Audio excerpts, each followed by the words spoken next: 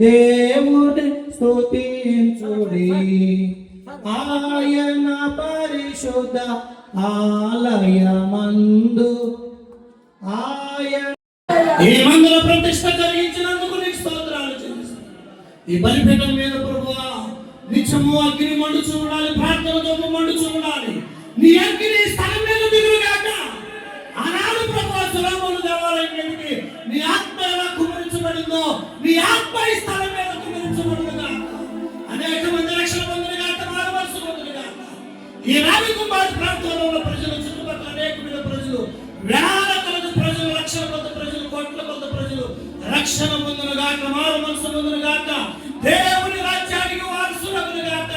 నీ ఆత్మ కార్యాలు ప్రభు ఈ మందిరంలో జరుగునుగాక.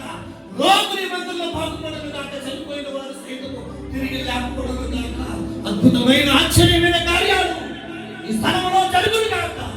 మీరే కృపనిచ్చి మీ ఆశీర్వాదం దీవెన దయచేయమని ఈ బలిపీఠం మీద అగ్ని మండుచుండుగాక. కృపనిమ్మని పెద్దవారి మీ దాసుల ద్వారా ఈ ప్రతిష్ఠ జరుగుతుంది. నీ కాపుదల దయచేయమని యేసు నామమున ఈ వేడుకొనుచున్నాము.